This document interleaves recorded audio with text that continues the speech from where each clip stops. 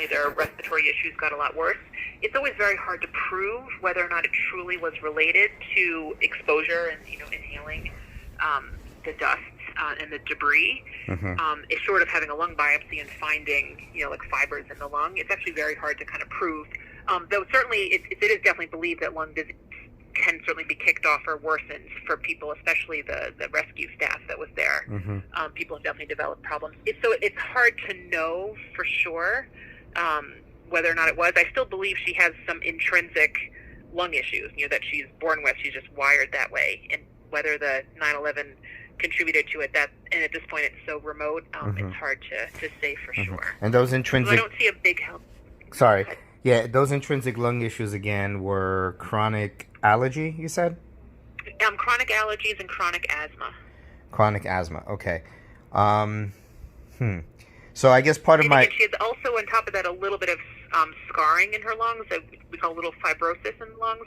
Right. So it hasn't gotten worse, and again, I think it might be from, pneumonias and bad asthma for decades. Is the cause, but I do want to repeat her scan now. It's been almost 3 years to make sure everything is stable. But clinically, she's been actually doing quite well, and it's been very stable. Yeah. So part of what triggered this phone call, and I think if you don't tell my mother this next part, I'd appreciate that. I just wanted to make sure that she wasn't. What's the word I'm looking for? You know how they said there are some people who there's a name for this syndrome where they are unhealthy, but they're unhealthy and it's a psychological thing. Okay.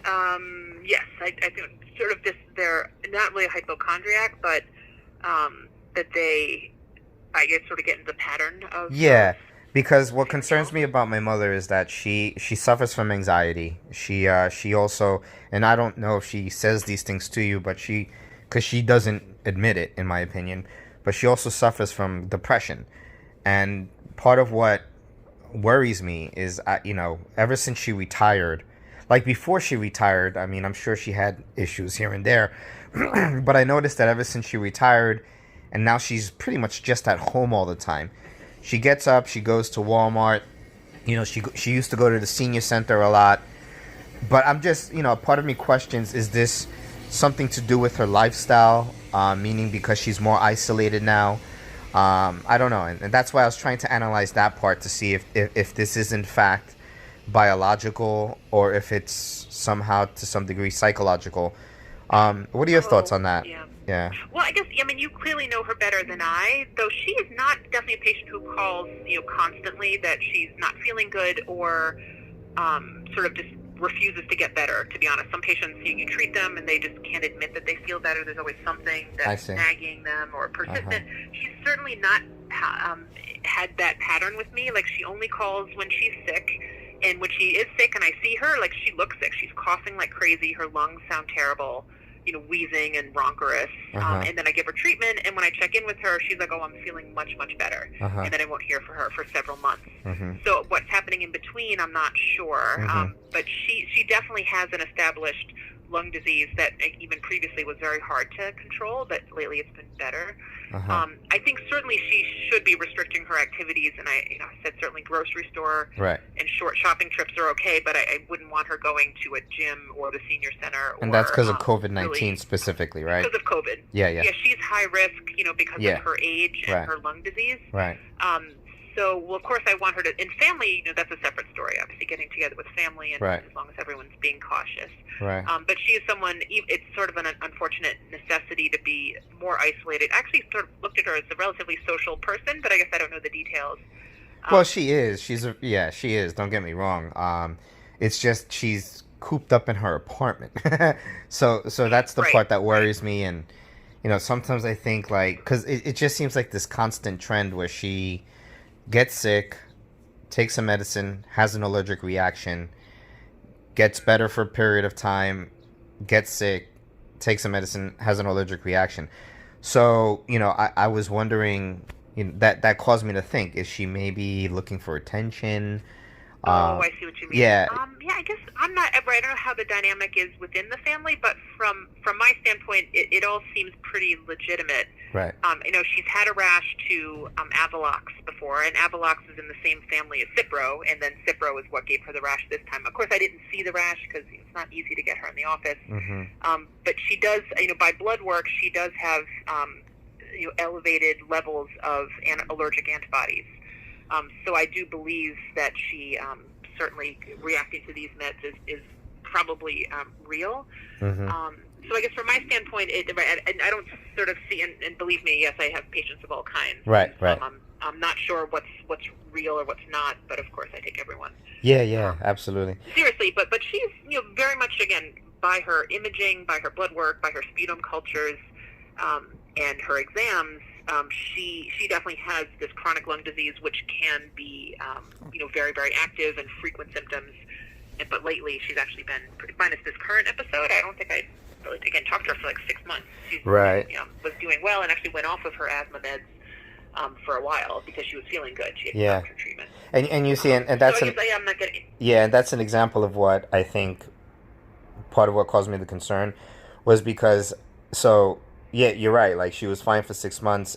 COVID-19 happens. She's cooped up in the apartment for a period of time, and now all of a sudden, she's it makes me wonder what is, because if she's cooped up in her apartment, what could possibly be causing her to get, and maybe you can. Yeah, can you hear me? Hello? Oh, sorry. Yeah, you cut out for a second. Yeah, sorry. So I was saying that the last 6 months I think are a good example. And first, thank you for your time. I won't take up too much more time. Thank you for your patience. I'm just really trying to identify what's going on, for her well-being, but also I do believe in, genetics, and this might be something I might have to deal with in the future, or my children. So I want to try to understand it so that way they don't have to ask questions that maybe she's already answered. No. You know what I'm saying? Of course. Yeah. No, I do think it is possible, and I've had patients, right, because they're not exercising and they're not getting out, that they seem to do a little bit worse with their condition, because you can usually exercise is good, keep the lungs clear, and stay sort of conditioned and avoid weight gain. All of those things could potentially be worse. So I would be very worried if she was exposed to coronavirus. She might do okay, but there's a good chance she'd have a lot of complications from it. So it is still, I believe, necessary for her to limit her activity, though of course she should be going. She is okay from my standpoint to go to a store as long as everyone's masked, and she keeps it brief. Right. Yeah.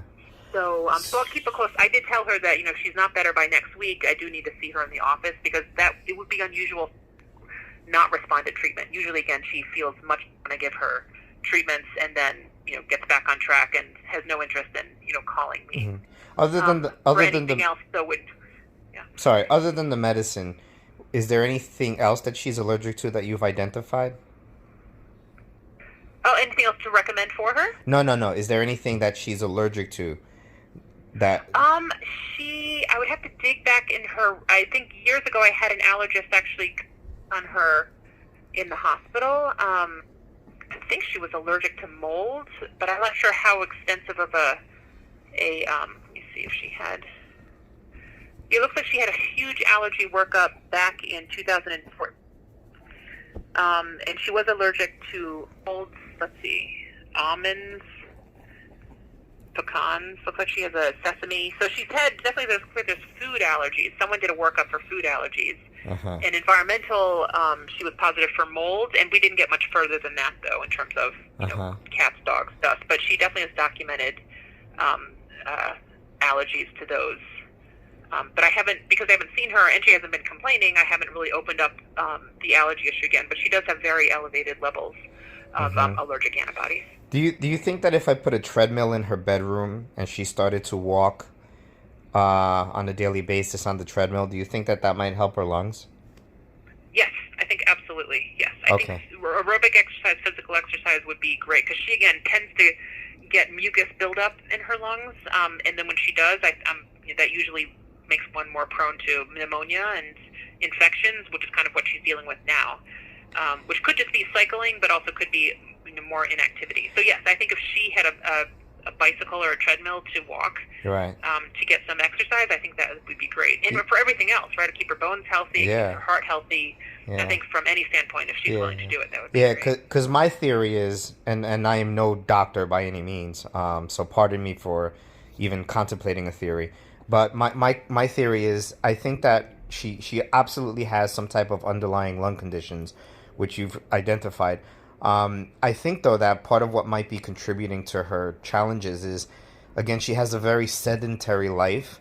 Her day to day is sitting on a couch watching TV, getting up, clean something, cook, and then go to bed and watch TV. So I think that the lack of lung usage, the lack of mobility, being in the same bedroom, same living room constantly without getting fresh air, I think that is possibly what is maybe triggering these underlying conditions. Right. Yeah, so I'm gonna. She's someone I think if it was different and not a pandemic, I would be. I usually recommend people like this to go to physical therapy to do like a pulmonary rehab program, which insurance covers, and they go twice a week to a gym-like setting where the therapist can. Can work on strength and endurance and balance and breathing exercises. I think she actually would do great with that. But short of that, it's either outdoor exercise when the weather is cooperative, or those that have access to machines or light weights. I think it is important. I think for any sort of medical condition. Okay. My last question for you, and again, thank you for your patience. I appreciate it. She mentioned pseudomonoma, something about that she once went for surgery, and that she caught a pseudomonoma. Where does that play into this? Oh, okay. So that's the bacteria that she grows. I haven't had sputum collected from her in a long time because she actually has been feeling pretty good. So I haven't seen her and she hasn't been coughing much. But that's Pseudomonas is the bacteria that she's grown repeatedly in her sputum cultures. I don't know where she obtained it, but it is one that we see when people get these chronic lung infections. It's a bacteria that it's a very common one for us to isolate. And that's what she's, I think the last time I had a culture from her, that was a couple years ago. But she's grown that bacteria repeatedly, which, that bacteria can cause problems, chronic cough, chronic chest infections. So that's why I try to give her the Cipro, because that's the best medication for it. And she has. I don't know where she obtained that one. Gotcha. And she has an allergic reaction to the Cipro, you said, right? Unfortunately, yes. So I might, eventually, if her health gets worse, where she's, getting more and more pneumonias or lung infections, I might actually have her see an allergist and really try to sort out all these multiple complicated allergies. So I know, what I can safely give her, and what I need to avoid. Right. Where do most people get pseudomonas from? Is it surgeries? It's usually it is a hospital. It's typically a hospital-acquired bacteria. So people who are frequently interacting with the healthcare system, whether it's hospital, dialysis, nursing homes, those sort of things. That's often where patients obtain it. But again, people who have chronic scarring in the lungs and the bronchiectasis that she has, they do seem to acquire it just in general because it's a bacteria that just thrives in that environment. So I don't know if it was from a specific hospital stay in the past where she obtained it, but it has grown repeatedly. Okay. Thank you very much for your time and for calling me, and I really appreciate this. This was very informative. It'll help me take some measures with my mother. I'm going to put a treadmill in her bedroom, and I have a breathing device that I bought, which I think will help her exercise her lungs. I'm also going to see if I take her to the park every now and then so that she walks around, gets some fresh air, and above all, this will help me better understand for my future and also my children's future, so that way, they're not caught by surprise, and they can learn from this as well. So thank you again. I greatly appreciate your call. Oh, sure, yes. And she's one of my favorite patients. She's very easy to work with and everything, so it's my pleasure. Thank you so much. Okay, have a great day. Take care. Bye-bye. Bye. Calling Dr. Snady. Let me have a sheet to write on. You have the sheet that I can write on.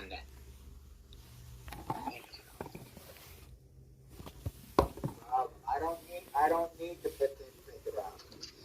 Oh, Jesus.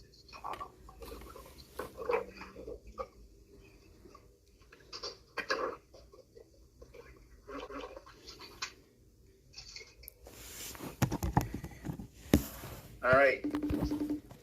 Oh, we're doing FaceTime. Okay. Yeah. All right. Hey, Dr. Snady, how are you? Hey, So, how are you feeling in terms of the cough, the bowel movements, and So the belly? let me close the door to my office. Hold on, I'm sorry. Yeah, go ahead.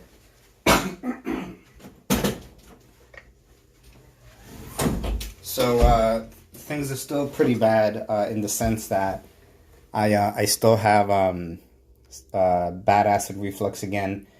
I've figured out some ways to better manage it.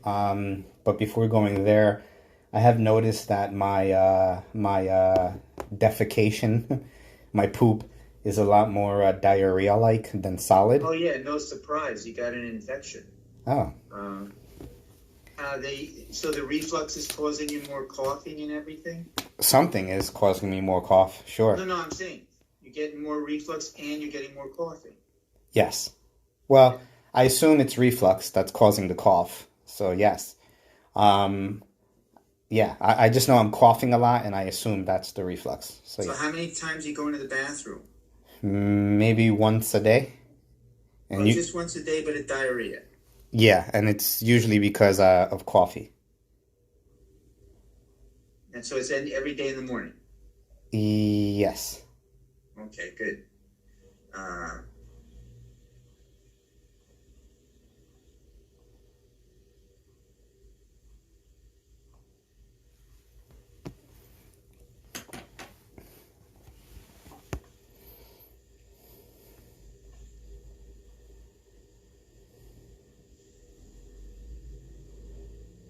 And how's your weight doing? What's that? Same. I might have maybe lost a little bit of weight because I'm doing more jujitsu, and I'm eating that cereal that you referred me to, the Opran. So I eat a lot of that, and so yeah. So I think I maybe lost a couple of pounds. Not much. My wife said she thinks I lost some weight. So if she says Great. it, I probably did. Right.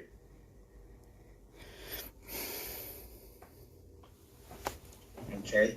And your pressure and your pulse are about the same? Yep. Okay, good. So that's good. You're exercising more. And how often do you eat the oat bran then? Um, Once a day in the morning, like? I try to, yeah. This Good. last week I wasn't too good at it, but yeah, Well, usually. yeah, once a day. Good. Okay. Yeah. So so I just need your pharmacy number, which I might have, but if you have it handy, you can tell it to me. Yeah, I could give that to you. That phone number is 201-863-5535. That's their phone number. Okay. Yeah. So good thing you came in, and good thing I did the stool analysis, because it turns out that you have a bacterial infection, and that's why you're getting the diarrhea.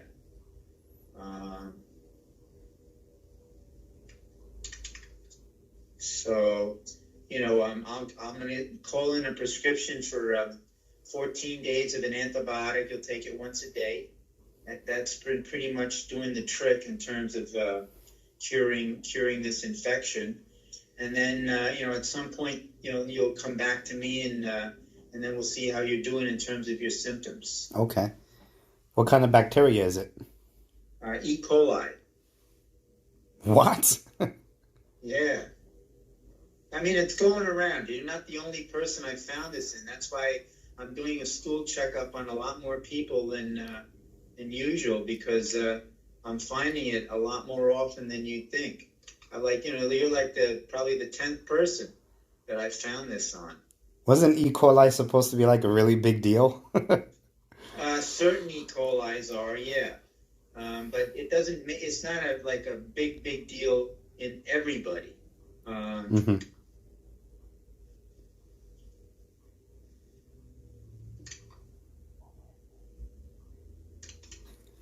Holy crap. How about that, huh? Yeah. How do you get E. coli? Usually it's in something you eat. That's usually how you get it. So this must be in something, because you didn't have the C. difficile, so that's good.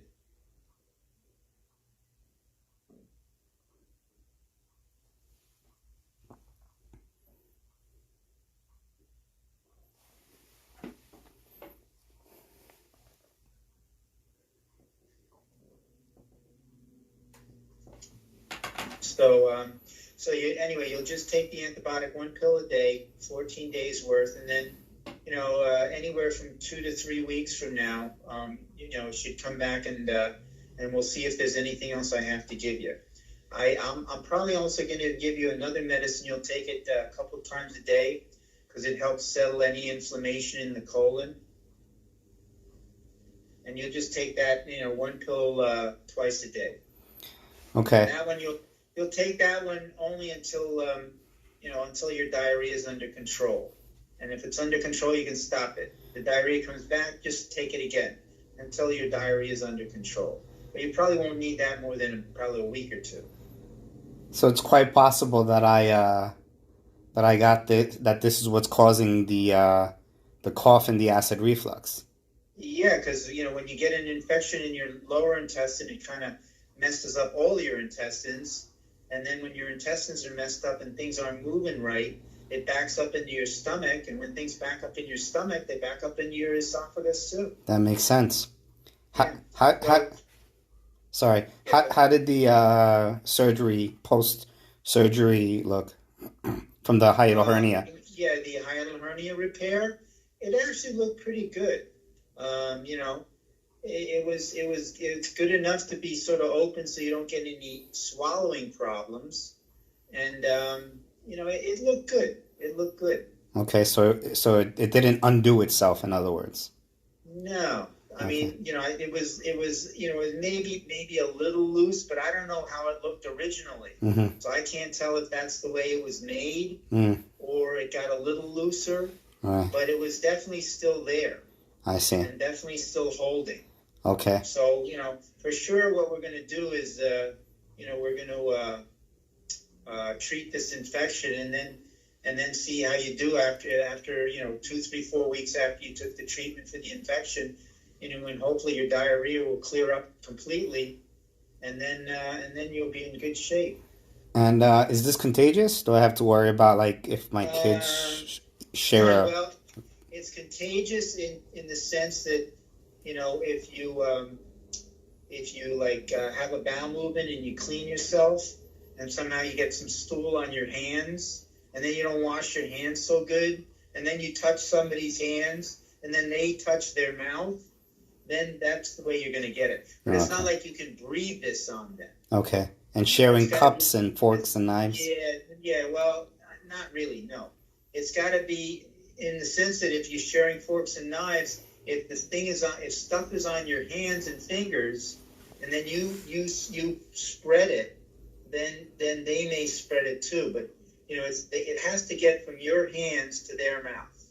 Does this make me more susceptible to coronavirus or anything like that? No, not really. No? Okay. I was hoping I could get out of work.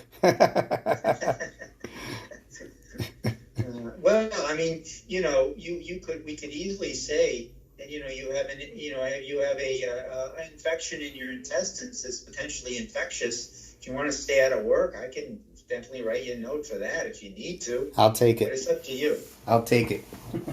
Yeah? Sure. All right. Because I'm trying to steer clear from people because of this coronavirus thing, and they're forcing me to come in. I don't think you're that much risk, to tell you the truth. I think you're pretty good.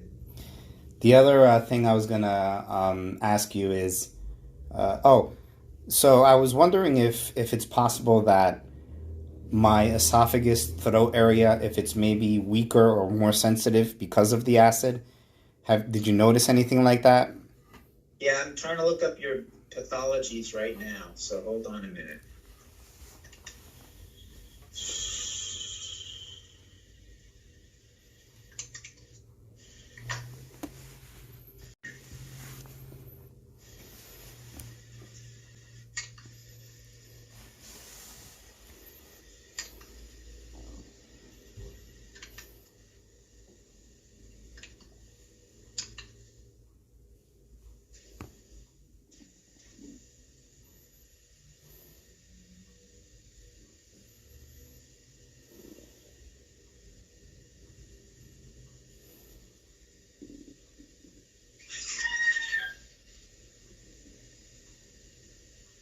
Thanks.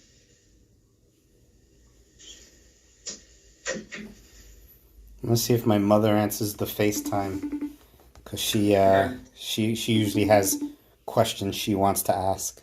Oh, yeah? If you don't mind. No. Thank you.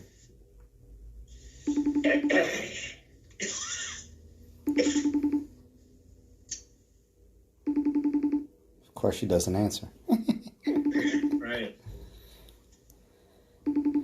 Women. Yeah, Why do you give them and cell phones if they don't answer when you give them cell phones? Sorry. The biopsies of your colon show a self-limited colitis, which usually comes from infection. So your colon's inflamed, and that's why your bowel movements are not so good.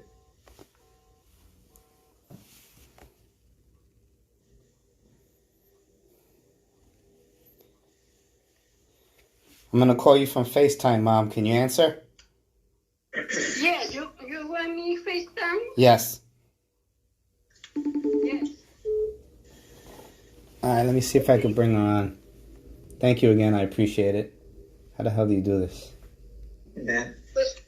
What? Oh. Hold on, Mom. Hold on.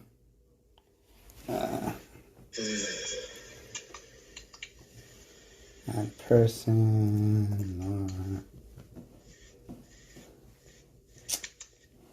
Shit.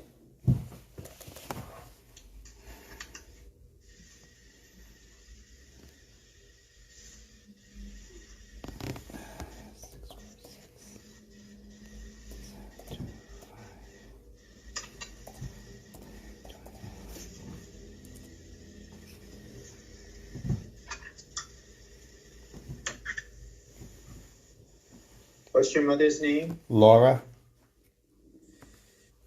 Let's see if she answers.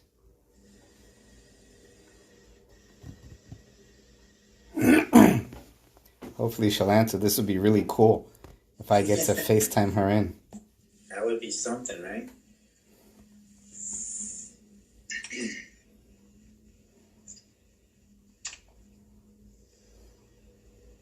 Okay, so now I'll look up the other one. So, a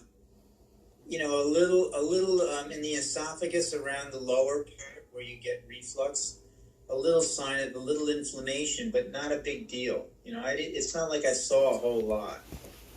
And a little inactive gastritis, again, not a big deal, but no infection, no precancer cells, no Barrett's, nothing like that.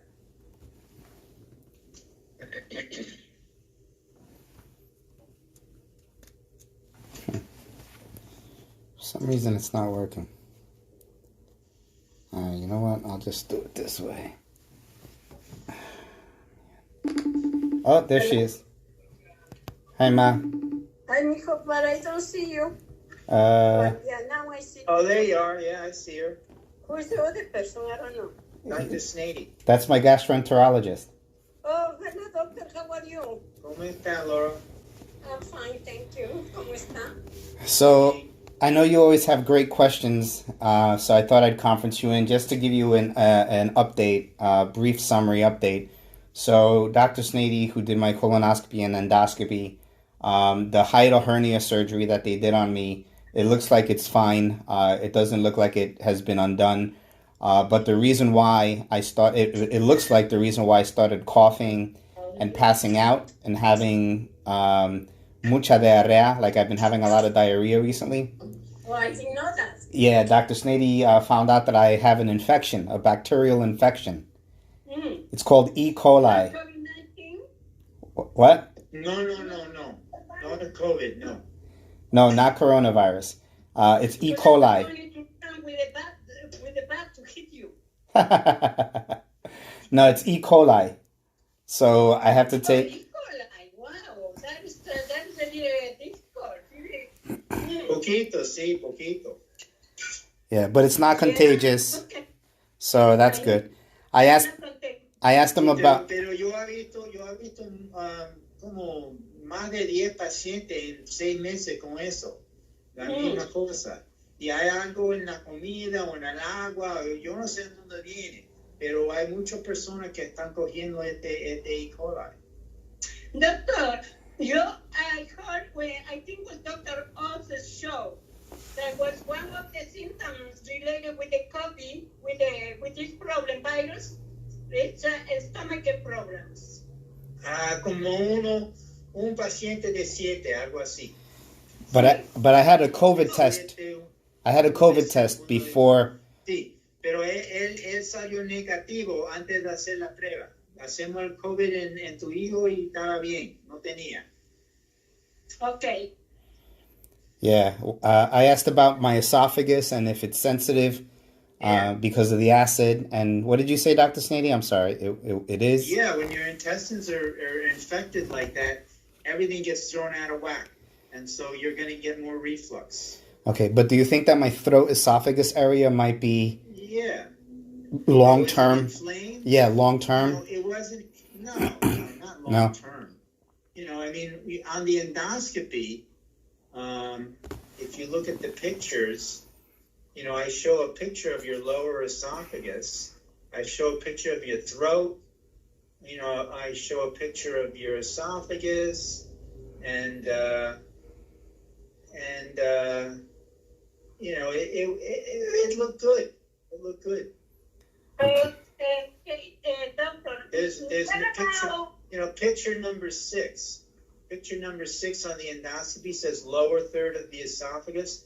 That's right where the fundoplication is, and you can see it's hard for me to get it open. So it's definitely working, and you really can't see much inflammation at all there. It looked pretty good.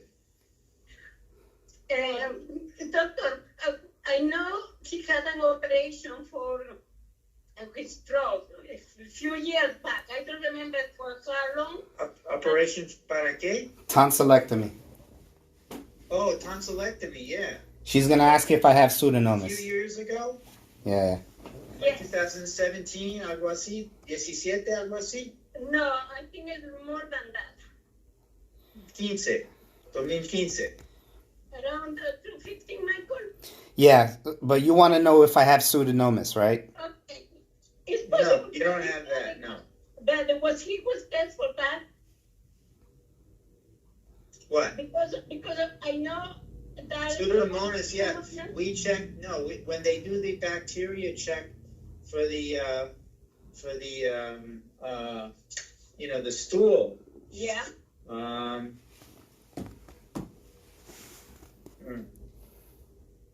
Actually, they don't check for Pseudomonas, no. But that's not what he has. He has E. coli. No, but related with the cough. Yeah. Because no. His cough doesn't come from Pseudomonas. You know, and if you want to be sure, you know, when I see you, I'll give you a prescription to go get a throat culture and a sputum culture, and we'll see what grows out. Okay. Yes, because you know, doctor, the reason why it says Pseudomonas is because I had the same cough that he has, and also I was out 4 times. But the pulmonary doctor, she checked for the Pseudomonas. One of the many doctors that I had, the last one that I had, Dr. Clear Keating, they did that test, and she says, "Oh, Laura, you have a Pseudomonas." I said, "What is that?" So she explained me. And I know that a person can have that bacteria is just in the hospital. It can be an emergency. Uh-huh. It was in the emergency for 3 times. So after they gave you the treatment for the Pseudomonas, did the cough get better? The cough gets better. Before I couldn't talk, doctor, I was coughing and pass out. The Pseudomonas, so I paid treatment for that. And they didn't know because I had sinus operation. If I can't when I did the sinus operation or of the 3 times that I went in the emergency hospital. So I was telling my son if he ever had a test for the Pseudomonas. When he told me, I said, that's not the test. They have to check the premium. Right. That that's how they did it to me. Right. And that's how they found out. So they give me a treatment with antibiotics, but then my body didn't accept it. Right. So Right. they put me in the hospital for 8 days and they put the medication in the venous. And after that, I never had a problem at all. Uh-huh. So that's No, No. I'm here. I'm just writing things down. He writes a lot. He takes a lot of notes.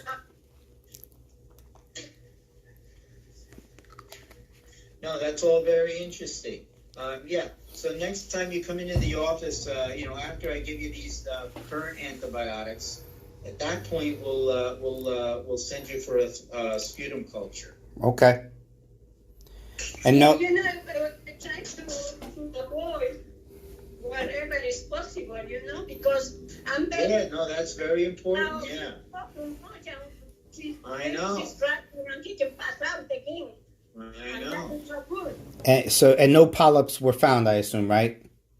No polyps. No. So no signs of cancer, nothing like that. And you checked my whole body. You said also for cancer, right? Right. You didn't see anything Right. there.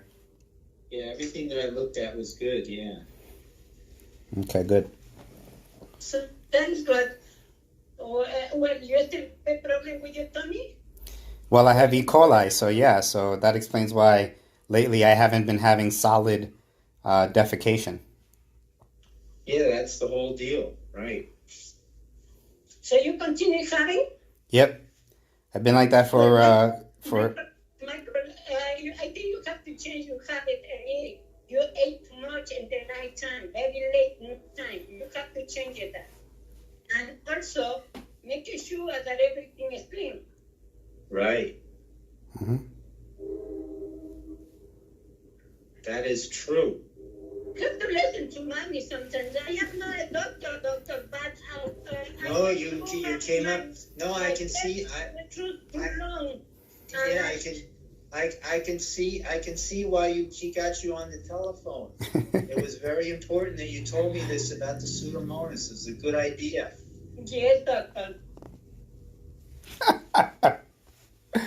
Yo se lo dije, más vale. Sí.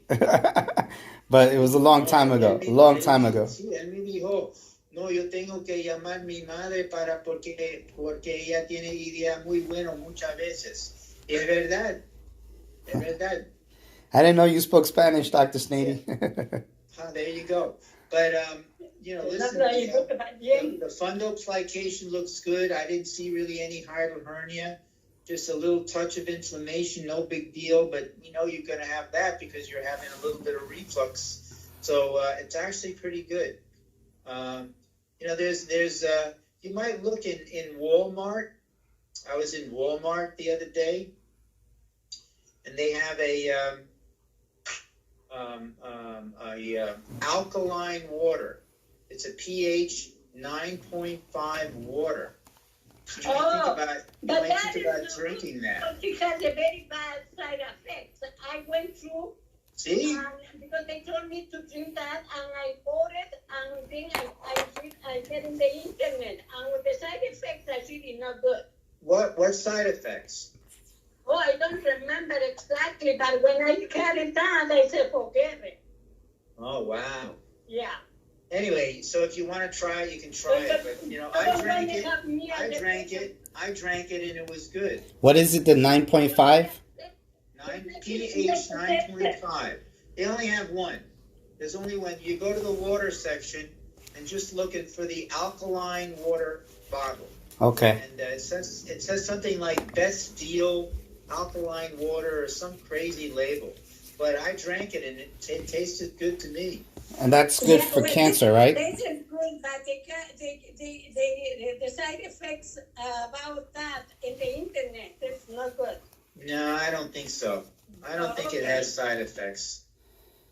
Because alkaline water, it's just going to neutralize the esophagus. And as soon as it gets into your stomach, the acid in your stomach will neutralize the alkaline water.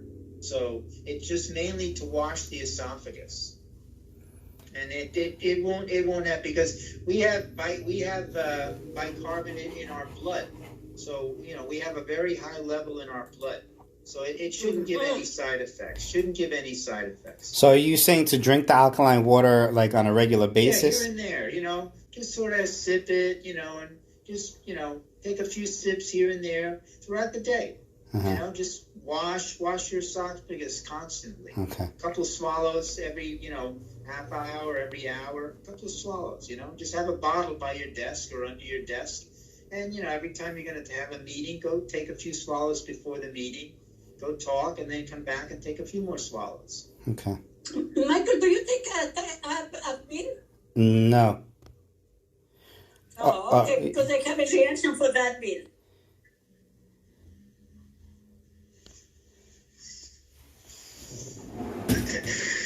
Yeah, but all the other organs look good. Your liver looked good. A little extra fat in your pancreas, but we know that because you got to lose some weight. But the liver looked good. There's no extra fat in the liver, so that was good news. So so I've been telling you forever, and now I know your mother's been telling you forever. You got to lose a little weight. Yeah. But you'll do your best. I know you will. Mm-hmm. You have to change it. It's only too long. He too late. It's 8 p.m. That's late. I told him all of the same things. Mm-hmm. I told him all the same exact things. So he's heard it from two different people now. You're right, doctor, and thank you that you agree with me, because my son sometimes don't listen to me. Right. How tall are you again? 5'10"? 5'8". I thought you were asking me. I was saying, no, doctor, I'm shrinking.